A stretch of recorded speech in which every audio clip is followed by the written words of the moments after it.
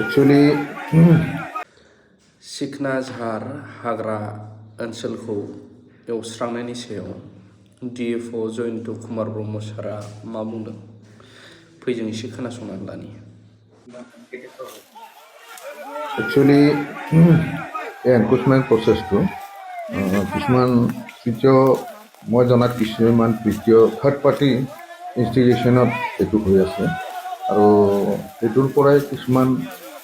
পশ্চিম ছাইডৰ পৰা কিছুমান পাব্লিকবোৰ আহি ইয়াত বেদখল কৰিবলৈ ওলাই আছে অনুমানিক নৱেম্বৰৰ লাষ্ট উইকৰ পৰা তেওঁলোকে বহুতবাৰ প্ৰচেষ্টা চলাইছিল কিন্তু আমাৰ মানে ফিল্ড ষ্টাফবিলাকৰ অহৰহ পেট্ৰলিং ডিউটিবোৰ ৰিটেক্ট হৈছে আৰু আমি ৰেজিষ্টেঞ্চ দিছোঁ তেওঁলোকৰ ওপৰত কিন্তু তেওঁলোকে এদিন দুদিন নহয় মানে সদায় তেওঁলোকে ওলাই আহে কেতিয়াবা 200 কেতিয়াবা 250 লোক একেলগে আহি দা লাঠি কোদাল খুখৰি আদি লৈ মানে তেওঁলোকে জংঘল চাফা কৰিবলৈ আহে আৰু আমাৰ ষ্টাফ যেতিয়া যায় তেওঁলোকক মানে এটেকিং মুডতে থাকে তেওঁলোকে আৰু দে আৰ ভেৰি ভায়োলেণ্ট অলছ' ত' এই সংক্ৰান্ততে যোৱা 17 তাৰিখে ডিচেম্বৰৰ দিনা মানে এটা ইনচিডেন্ট হৈ যায় তাৰ আগদিনা আমি ৰিলায়েবল চ'ৰ্চৰ পৰা ইনফৰমেশ্যন পোৱা মতে তেওঁলোকে 16 তাৰিখে ৰাতি আহি তাত টেম্পৰাৰী কেম্প চালিবিলাক কিছুমান পলিথিনৰ চালি আদি বনাই তেওঁলোকে কমচে কম 350 মান মানুহ সোমাই তেওঁলোকে নেক্সট ডে আৰ্লি ইণ্ডিয়া ধৰক 10টামান বজাৰ পৰা জংঘল জুৰিবলৈ আৰম্ভ কৰিবলৈ ওলাইছিলে এতিয়া আমি ইনফৰমেশ্যন পালোঁ পাই লগালগ এই ইনফৰমেশ্যনটো আমি য'ত য'ত দৰকাৰ অৱগত কৰিলোঁ আৰু মোৰ ডাইৰেকশ্যনত মই ডাইৰেকশ্যন কৰিলোঁ যে all range officers specially Jharbari Gaurang range Ultapani আৰু প্ৰটেকশ্যনৰ তেওঁলোকে staff large number of staff যিমান আছে সকলোকে ডেপুট কৰিবলৈ মই ক'লোঁ যে জইণ্টলি অপাৰেশ্যনটো চলাওক কিন্তু আমি প্ৰতিৰোধ কৰিব লাগিব তাৰ লগতে আছিল 2টা NGO ভলেণ্টিয়াৰ্ছ তেওঁলোকেও আমাক সহায় কৰিলে লগতে তেওঁলোকৰ এই প্ৰচেষ্টাত আমি শলাগ ল'ব লাগিব কাৰণ তেওঁলোকে ৰাতিপুৱা প্ৰায় 12টাৰ পিছৰ পৰাই তেওঁলোকে চেষ্টা চলাই আছিলে কিন্তু দুষ্কৃতিকাৰী বা বেদখলকাৰীবোৰ যোৱা নাছিলে একচুৱেলি তেওঁলোকে ৰিকুৱেষ্টো কৰিছিলে যে আপোনালোকে ওলাই যাওক এইটো মানে নেশ্যনেল পাৰ্ক হয় আৰু এই বস্তুটোতো আমাৰ প্ৰপাৰ্টি নহয় না ৰাজ্যৰ প্ৰপাৰ্টি BTCৰ প্ৰপাৰ্টি হয় এইটো এটা এছেটছ ত' তেওঁলোকক বুজাবলৈ চেষ্টা কৰা হ'ল আৰু ময়ো কৈছিলোঁ যে পৰাপক্ষত যেন কোনো আনৱান্টেড চিটুৱেশ্যনবিলাক ক্ৰিয়েট নহয় কিন্তু আল্টিমেটলি ভাইলেণ্ট বেদখলকাৰীবিলাক আগুৱাই আহিলে আৰু আমাৰ ষ্টাফবোৰক কথা নুশুনি তেওঁলোকে প্ৰায় এটেকিং মুডত আহিলে তেতিয়া আমাৰ ষ্টাফো পিছুৱাব লগা হ'ল আৰু যেতিয়া পিছুৱাব লগা হ'ল তেওঁলোকে নিজৰ প্ৰচেষ্টাৰ বলত মোৰ ডাইৰেকশ্যনত তেওঁলোকে ব্লেংক আৰু 24 ৰাউণ্ডমান কৰিব লগা হৈছে এইদিনা আৰু ফলস্বৰূপে পিছত তেওঁলোকে পিছুৱাই গ'ল দেৰিকৈ আৰু এই কথাটো আমি পুলিচকো জনাইছোঁ পুলিচৰো এটা টীম গৈছিলে বৰ্ডাৰ DSP নেতৃত্বত আৰু তেওঁলোকেও আমাক ষ্টাফসকলক বহুত সহায় কৰিলে সহায় কৰি কোন কোন এৰিয়াত এই মানে এনক্ৰচমেণ্ট হ'বলৈ গৈ আছে এইখিনি এৰিয়াও তেওঁলোকে আইডেণ্টিফাই কৰিলে এইটো যেনে মেইনলি ৰাইট নম্বৰ 7 আৰু 8ৰ মাজতেই হয় এই দুটাৰ মাজত হৈ আছিলে ত' তেওঁলোকে যোৱালৈকে কিন্তু আল্টিমেটলি দুষ্কৃতিকাৰীবিলাক ওলাই গৈছিল আৰু আমি আইডেণ্টিফাই কৰি তাৰ মাজতেই এজন আছামীও ধৰা হৈছে আৰু তেওঁক জুডিচিয়েল কাষ্টডিত নেক্সট ডে দিয়া হৈছে 18 তাৰিখে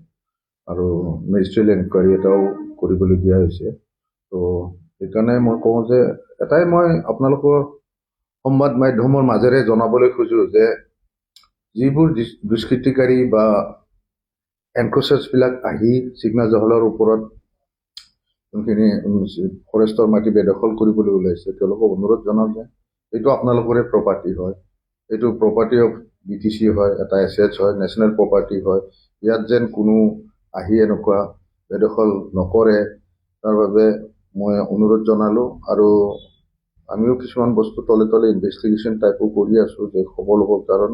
দুষ্কৃতিকাৰীয়ে সঁচা কথাটো কেতিয়াও নকয় ধৰা পৰিলে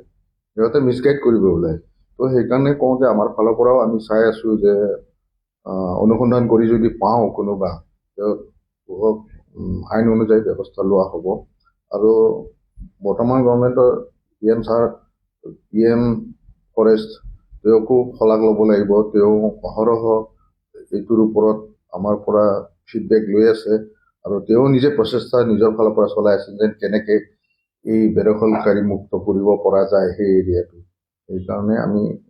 এতিয়া নেক্সট আমি তাত এটা কেম্প বনাবলৈ গৈ আছোঁ তাত আমাৰ ষ্টাফ আৰু NGOৰ মেম্বাৰ্ছবিলাক থাকিব তো 80জনমান আমি ভাবিছোঁ সুদূৰ ভৱিষ্যতে আমি এই বেদখল মুক্ত কৰিব পাৰিম আৰু এইটো এটা জ্বলন্ত প্ৰব্লেম হয় আমাৰ কাৰণে কাৰণ নতুনকৈ ডিক্লেয়াৰ হোৱা এটা নেশ্যনেল পাৰ্ক আমাৰ এটা ডাঙৰ এছেটছ BTCৰ কাৰণে সেইটো ৰক্ষা কৰাটো আমাৰ অতি কৰ্তব্য আৰু সেইটোৱে ভাবোঁ মই আৰু বিশেষ ক'বলগীয়া নাই মোৰ একচুৱেলি আগতে আমি মিছগেইনছ হৈছিলোঁ কেতিয়াবা তেওঁলোকে সঁচা কথাটো নকয় একচুৱেলি মিছগাইড কৰিব খোজে কিন্তু এই মিছগেইনছবোৰ বিশেষকৈ পূব ফালৰ পৰা আহিছে চিৰাঙৰ ফালৰ পৰা আহিছে কিন্তু তেওঁলোকে ক'ৰ পৰা অৰিজিনেলি আহিছে সেইটো ক'ব নোৱাৰিম আমি এতিয়া কিন্তু অহাটো তাতে চেল্টাৰ বা তেওঁলোকৰ আৰু মই এটা কথা কওঁ তেওঁলোক ভূমিহীন মানুহ নহয় সকলোৰে ভূমি আছে কিন্তু এতিয়া কাৰোবাৰ উচতনিত এইটো আহি তেওঁলোকে কৰি আছে এই বস্তুটো যে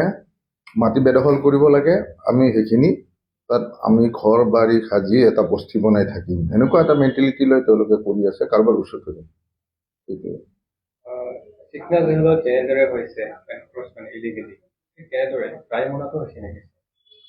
মই এতিয়ালৈকে এনফৰ্চমেণ্টৰ বিষয়ে ৰায়মনাৰ পৰা বিশেষ শুনা নাই ৰায়মনাটো অলৰেডি ৰায়মনা এৰিয়াটো অলৰেডি ছেফ জ'নত আছে কাৰণ ৰায়মনাত বেদখল হোৱাৰ চান্স অলপ কমেই আছে কাৰণ চিগনাজহলাও জিঅ'গ্ৰাফিকেল কনফিগাৰেশ্যনটো it's quite different from Raimona আৰু ৰায়মনাৰ ভিতৰত কোনো ফ্ৰিঞ্জ এৰিয়াতে যিখিনি পাব্লিক আছে কিন্তু ভিতৰত নাই up to Indo Bhutan border কিন্তু আমাৰ হ'ল কি আমাৰ চিগনাজহলাৰ পিছফালেও ভূটান বৰ্ডাৰৰ ওচৰে পাজৰে ফৰেষ্ট ভিলেজ আছে পাব্লিক আছে FRA ভিলেজ আছে এনক্ৰচাৰ্ছবিলাক আছে সেইকাৰণে তেওঁলোকৰ তাত এনক্ৰচমেণ্ট হোৱাৰ চান্সেছটো কম কিমান বিঘা মাটি ছাৰ বেদখল হৈছে এতিয়ালৈকেতো ধৰক বেদখলটো কৰা নাই আমি মুক্তই কৰিছোঁ মানে ধৰক এতিয়া আজি ধৰক 20 বিঘা কৰিলে কালি এনেকৈ মানে তেওঁলোকে চাফা কৰিছে একচুৱেলি এৰিয়াটো কিন্তু বেদখল কৰিব পৰা নাই দখল কৰিব পৰা নাই এতিয়া আছামীজনৰ নাম কি আছিল আছামীজনৰ মই কৈ আছোঁ আপোনাক তেওঁৰ নামটো মই চাম বড়ো হয় মই একজেক্ট নামটো পাহৰিলোঁ এতিয়া